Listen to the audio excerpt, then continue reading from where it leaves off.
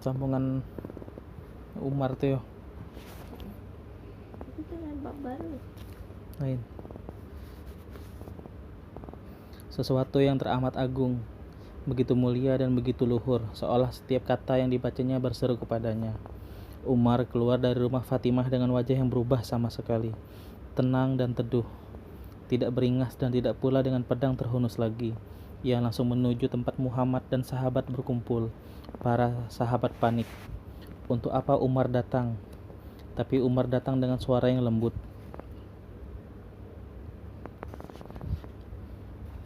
Umar bin Khattab ya. Untuk apa Umar datang? Tapi Umar datang dengan suara yang lembut. Ia tidak beringas seperti dulu. Umar minta izin untuk masuk dan menemui Rasulullah di depan Muhammad. Umar menyatakan dirinya masuk Islam. Islamnya Umar semakin memperkuat benteng Muhammad dan pengikutnya. Umar akan menjadi perisai yang amat ampuh menghadapi kaum Quraisy dan merupakan pukulan hebat bagi kaum Quraisy. Menghadapi keadaan itu, kaum Quraisy meningkatkan aksi perlawanan mereka dengan persekutuan dan pemboikotan ekonomi. Saat itu mereka berpikir bahwa menghadapi Islam secara kekerasan tidak membawa hasil, apalagi dengan sikap Umar yang terang-terangan menantang siapa saja musuh Islam. Kaum Quraisy lalu menemukan akal baru, sekalipun tidak menumpahkan darah, tapi tidak kalah kejamnya. Mereka memboikot secara total Banu Hashim dan Banu Abdul Muthalib. Mereka tidak mau berdagang, tidak mau mengadakan jual beli, tidak mau mengambil istri dari Banu Hashim dan Banu Abdul Muthalib. Aksi boikot itu mereka buat secara tertulis dan digantungkan dalam Ka'bah. Aksi boikot ditunjukkan pula kepada semua orang-orang Islam. Aksi boikot ekonomi itu benar-benar membuat kaum muslim hidup sengsara, terlebih mereka yang ekonominya lemah. Tetapi semuanya tidak membuat iman mereka jadi lemah. Semuanya tetap bertahan dengan keyakinan yang tidak digoyahkan. Aksi boikot ini berjalan selama 3 tahun. Kaum Quraisy yang menguasai Mekah yang menjadi pusat perekonomian itu justru membuat Islam semakin teguh. Tidak hanya tersiar di Mekah saja, tapi sudah sampai kepada kabilah-kabilah yang ada di Jazirah Arab itu. Tekanan dari pihak Quraisy semakin bertambah lagi. Sekarang orang-orang Islam itu tidak diperbolehkan berbicara dengan penduduk Mekah. Tindakan yang benar, sewenang-wenang dan durjana. Penganiayaan, ancaman pembunuhan juga mereka tingkatkan. Menghadapi tekanan luar biasa ini, Muhammad dan para pengikutnya lalu meningkatkan kota Mekah. Mereka pergi ke celah-celah gunung di sekitar Mekah. Hidup sangat menderita. Kelaparan sudahlah menjadi penderitaan yang berkepanjangan buat mereka. Hanya karena kebesaran Allah saja mereka itu dapat hidup. Jika dipikir secara sewajarnya, mereka sudah semestinya mati kelaparan. Mereka hidup seperti itu bertahun-tahun, kemudian mereka dikepung di gunung itu. Hanya turun ke Mekah pada bulan-bulan suci untuk ziarah ke Ka'bah. Pada kesempatan itu, Muhammad kembali menyerukan penduduk Mekah agar masuk agama Allah dan meninggalkan persembahan mereka yang sesat. Dijelaskannya dengan suara yang lembut tentang pahala dan siksa, tentang wahyu-wahyu yang terimanya, tentang hari kemudian yang pasti tiba. Ketabahan Muhammad dan pengikutnya menanggung segala akibat pemboikotan itu ternyata justru menimbulkan rasa haru pada sebagian penduduk Mekah. Pada malam hari, banyak di antara mereka yang secara diam mengantarkan makanan ke celah-celah gunung itu. Akhirnya timbullah suara-suara untuk menghapuskan aksi boikot itu.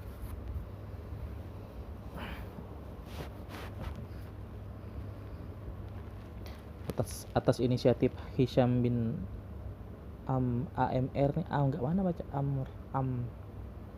dan Zuhair bin Abi Umayyah, penduduk Mekah mendesak agar piagam pemboikotan itu dihapuskan saja. Setelah mengelilingi Ka'bah, berserulah Zuhair pada suatu pagi, "Hai penduduk Mekah, dengarlah olehmu sekalian, kamu semuanya akan makan enak-enak. Tetapi lihatlah Banu Hashim dan Banu Muthalib di gunung sana. Mereka kelaparan. Demi Allah, saya tidak akan duduk sebelum piagam itu dirobek." Banyak penduduk Mekah yang datang mendengarkan dan menyetujui seruan Zuhair itu. Hanya Abu Jahal yang tetap bertahan, tapi ia pun segera menjauh.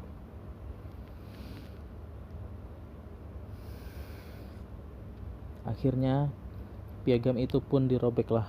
Muhammad dan pengikutnya turun dari gunung, kembali ke Mekah dengan semangat kemenangan. Hubungan dagang dengan kaum Quraisy dapat dilakukan seperti semula. Namun, mereka sangat waspada. Maka kembalilah ayat-ayat Allah dikumandangkan di Mekah. Terlebih pada bulan-bulan suci, Muhammad memanfaatkan kesempatan itu untuk menyebarkan Islam kepada para peziarah. Muhammad membacakan ayat-ayat Quran kepada mereka, menguraikan ajaran tentang Islam. Para kabilah yang berdatangan dari jauh itu banyak yang sadar, dan tatkala ia kembali ke kampung halamannya, disebarkannya agama itu di sana. Sementara keadaan Muhammad dan pengikutnya hidup dalam tekanan kaum Quraisy, datanglah berita duka kepada Muhammad. Pamannya Abu Talib, paman pelindung yang sangat dihormati itu, meninggal dunia. Sungguh pun sampai akhir hayatnya Abu Talib tidak masuk Islam. Namun jasanya dan perlindungannya kepada Muhammad tidak sedikit. Abu Talib memasang dirinya sendiri sebagai perisai bagi Muhammad. Muhammad sangat terpukul batinnya, ia dirundung duka yang teramat dalam. Tapi rupanya kesedihan Muhammad masih harus bertambah lagi. Tak lama setelah pamannya meninggal, menyusul pula istrinya, Khadijah. Khadijah adalah perempuan berhati mulia, tempat sandaran Muhammad, tempat menumpahkan segala suka dan duka, perempuan yang selalu mendorongnya dan membuatnya selalu berani menghadapi segala tantangan. Enggak terusnya? Khadijah tempat menumpahkan segala kasih sayang. Khadijah yang menghiburnya dikala hatinya risau. Sekarang ia dipanggil Tuhan pula. Sungguh pilu perasaan Muhammad. Lama ia dirundung malang. Kedua orang yang sangat berarti dalam hidupnya telah meninggalkannya. Abu Talib yang melindunginya dari segala bahaya, Khadijah yang selalu memberinya semangat dan kasih sayang. Sungguh pun Muhammad seorang yang sangat tabah. Tapi toh ia adalah manusia biasa juga. Perasaannya yang halus membuat Muhammad merasakan kesedihannya secara lebih mendalam. Akan tetapi Muhammad tidak akan tenggelam. Kesedihan itu akan sirna juga, sebab Islam harus ditegakkan. Perintah Allah harus dilaksanakan. 4. Peristiwa Isra Mi'raj. Nah, ini seru. Dengan meninggalnya Abu Thalib dan Khadijah, kejahatan kaum Quraisy semakin bertambah, terutama kepada Muhammad pribadi. Mereka semakin kasar dan berlaku sewenang-wenang, bahkan kelak sampai kepada rencana pembunuhan.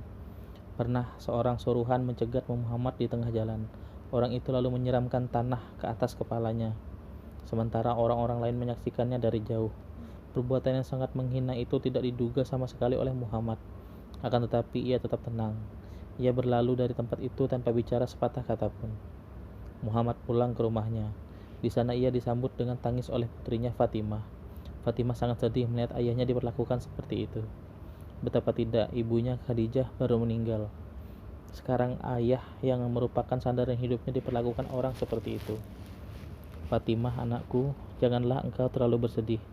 Percayalah, Tuhan akan melindungi ayahmu. Hanya itu kata Muhammad menghibur putrinya. Merasa terasing di masyarakat sendiri, sementara rasa sedih akibat ditinggal orang yang dicintainya sangat membekas.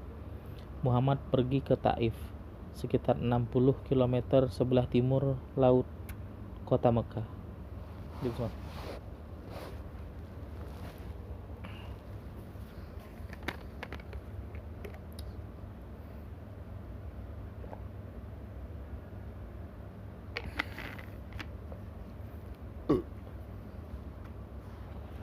Iklan.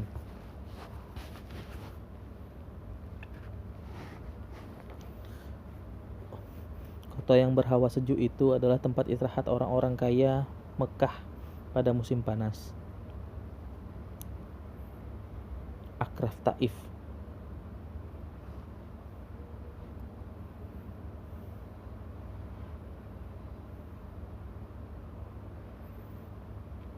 Taif terkenal karena anggurnya, tapi lebih terkenal lagi sebagai pusat persembahan dewa Lat. Kepada penduduk kota itu Muhammad menyerukan agar mereka hanya menyembah Allah, melepaskan persembahan mereka yang sesat kepada berhala itu. Penduduk Taif bukan hanya menolak seruan Muhammad, tapi mereka juga mengejek dan mengusir Muhammad. Ia dikejar dan dilempari batu. Muhammad terpaksa melarikan diri dari sana dan buat beberapa waktu menyembunyikan diri dalam kebun. Jahat mengenal nama Islam. Ini kencang nih. Di sini ya. Kencang nih. Muhammad lalu menemui kabilah-kabilah Arab mana saja yang dapat dijumpainya. Kepada mereka Muhammad menyerukan masuk Islam. Ia memperkenalkan dirinya sebagai utusan Allah. Dan ia meminta siapa saja agar mempercayainya. Demikianlah ia mendatangi Banu Kinda, Banu Hanifah, Banu Amir. Tapi tak seorang pun di antara mereka yang mendengarkan seruan Muhammad.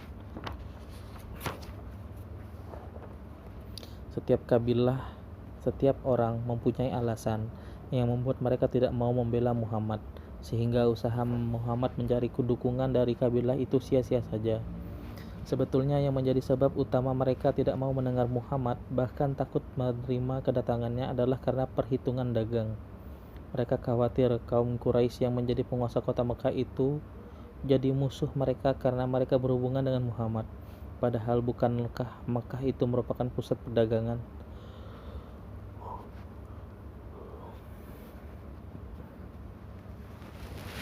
Muhammad merasa kesepian sekarang. Ia tidak mempunyai teman hidup lagi. Khadijah sudah tidak ada. Padahal ia membutuhkan sekali seorang teman hidup sebagai pendampingnya. Maka tatkala tekadnya sudah bulat, dilamarnya Aisyah kepada Abu Bakar. Aisyah ini menjadi pendamping Muhammad sampai akhir hayatnya. Akan tetapi pernikahan mereka baru dilakukan kelak di Madinah. Dalam keadaan kesepian itu terjadilah suatu peristiwa besar dalam hidup Muhammad. Peristiwa menakjubkan dan sulit diterima akal pada masa itu. Peristiwa itu adalah Isra dan Mi'raj. Bentar ya.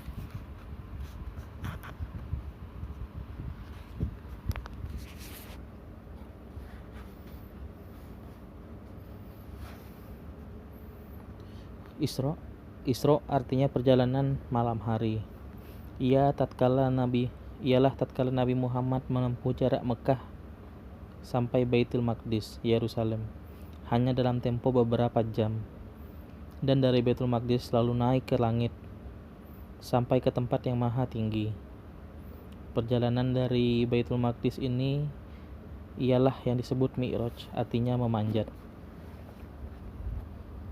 Pada malam terjadinya peristiwa luar biasa itu, Muhammad bermalam di rumah sepupunya, putri Abu Talib yang bernama Hinduri. Selesai sembahyang malam, orang-orang serumah itu pergi tidur. Muhammad juga pergi tidur. Namun menjelang fajar ia sudah membangunkan orang seisi rumah untuk sama-sama sembahyang subuh. Setelah sembahyang itulah Muhammad menceritakan bahwa tadi malam ia telah bersembahyang di Baitul Maqdis. Sebelum fajar tiba pun ia sudah kembali ke Mekah. Hanya orang-orang yang beriman yang dapat mempercayai itu. Hindun, bukan Hinduri. Itu di sana tuh mirip bener. Hindun percaya pada cerita Muhammad. Karena bukankah Muhammad tidak pernah berbohong? Tapi ia takut kalau sepupunya itu menceritakan hal itu kepada penduduk Mekah. Janganlah hal itu kau ceritakan kepada orang lain, ya Rasulullah. Nanti mereka akan mengganggumu lagi, kata Hindun. Tidak, saya harus mengatakan kepada mereka, sahut Muhammad. Ketika Muhammad menyampaikan pengalamannya itu kepada penduduk Mekah, hampir semua orang musyrik mentertawakannya. Mereka tidak dapat mempercayai pengalaman Muhammad itu. Mereka mengatakan bahwa Muhammad itu sudah tidak waras. Bukankah perjalanan Mekah Syria saja memerlukan waktu 2 bulan pulang balik? Masakah Muhammad bisa menempuhnya hanya dalam 1 malam? Waktu orang banyak menyampaikan berita itu kepada Abu Bakar, ia segera menemui Muhammad yang sedang bicara dengan orang banyak. Abu Bakar mendengarkan bagaimana Muhammad melukiskan keadaan Baitul Maqdis, keadaan Masjid Al-Aqsa, puing-puing rumah suci yang dibangun oleh Nabi Sulaiman itu.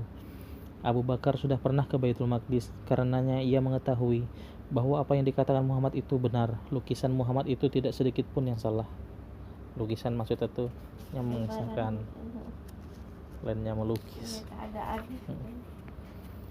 Rasulullah, saya percaya, kata Abu Bakar. Sejak itulah Muhammad memanggil Abu Bakar As-Siddiq, yang artinya yang tulus hati. Perjalanan Muhammad itu memang sulit diterima akal manusia saat itu.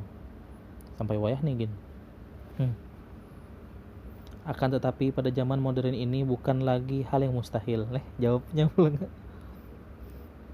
Seorang pengarang riwayat Nabi Muhammad melukiskan peristiwa Isra Mi'raj itu dengan indahnya sebagai berikut. Pada malam yang sunyi dan hening, tatkala burung-burung malam pun diam membisu, gemercik air dan siulan angin juga sudah tidak terdengar lagi. Ketika itulah Muhammad dibangunkan oleh suara yang memanggil, "Hai orang yang sedang tidur, bangunlah." Muhammad terbangun, ternyata di hadapannya telah berdiri malaikat Jibril dengan wajah putih bersih, bercahaya kilau kemilau, rambutnya pirang terurai, pakaiannya berumbaikan mutiara dan emas, dan dari sekelilingnya sayap-sayapnya aneka warna bergeleparan. Tangannya memegang seekor hewan ajaib, yaitu buruk. Sayapnya seperti sayap burung Garuda. Burak itu membungkuk di hadapan Nabi Muhammad pun lalu naik ke atas punggung binatang itu. Maka meluncurlah buruk itu membumbung tinggi di atas pegunungan Mekah, melintasi pasir mahal luas menuju utara. Dalam perjalanan udara itu Muhammad ditemani malaikat. Di puncak gunung Sinai yang bersejarah, buruk itu berhenti sebentar. Di puncak inilah Musa pernah bercakap-cakap dengan Tuhan. Dari sana perjalanan diteruskan, berhenti di Bethlehem, tempat Isa dilahirkan. Dari sana Burak terus meluncur ke Yerusalem. Muhammad lalu diturunkan di Baitul Maqdis, bersembahyang di sana bersama Nabi Ibrahim, Musa, Isa. Selesai sembahyang, Muhammad lalu naik tangga yang dipancangkan di batu Yakub. Melalui tangga itulah Muhammad naik ke langit. Langit pertama terbuat dari perak murni.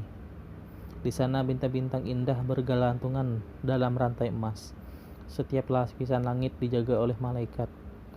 Pada lapisan langit yang pertama Muhammad bertemu dengan Nabi Adam, moyang segala manusia.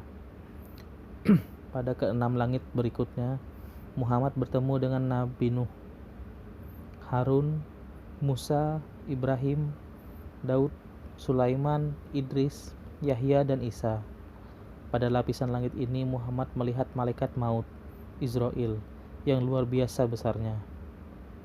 Karena besarnya jarak antara kedua matanya saja harus ditempuh 7.000 hari perjalanan. Antara mata nih, ngeri. Ia membawahi 100.000 kelompok.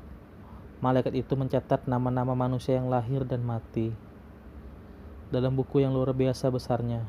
Di sini juga berdiam malaikat pendendam berwajah tembaga dan menguasai api. Langit ketujuh adalah tempat orang-orang yang adil. Malaikatnya lebih besar dari bumi. Ia mempunyai 70.000 kepala. Setiap kepala itu mempunyai 70.000 mulut pula. Setiap mulut mempunyai 70.000 lidah. Dan setiap lidah dapat berbicara 70.000 bahasa. Semua itu memuja dan memuji kebesaran Allah. Tatkala Muhammad sedang asik mengagumi makhluk ajaib itu, tiba-tiba ia membumbung lagi sampai ke Sidratul Muntaha di sebelah kanan arsy dan menaungi berjuta-juta malaikat. Sesudah melangkah tak sampai sekejap mata, ia sudah menyeberangi lautan-lautan yang amat luas dan cahaya yang terang benderang. Lalu menyusul bagian yang gelap gulita dengan berjuta-juta tabir kegelapan, air, api, udara, dan angkasa raya. Tiap tabir itu dipisahkan oleh jarak 500 tahun perjalanan. Kemudian dilintasinya tabir-tabir keindahan, kesempurnaan, keagungan, rahasia, dan tabir kesatuan. Di baliknya terdapatlah 70.000 kelompok malaikat yang bersujud tanpa bergerak. Tidak diperbolehkan meninggalkan tempat. Sesudah itu Nabi Muhammad tiba merasa dirinya membumbung lagi dengan secepatnya. Sampailah ia ke tempat yang maha tinggi. Ia sangat terpesona, pesona yang tiada terucap dengan kata-kata.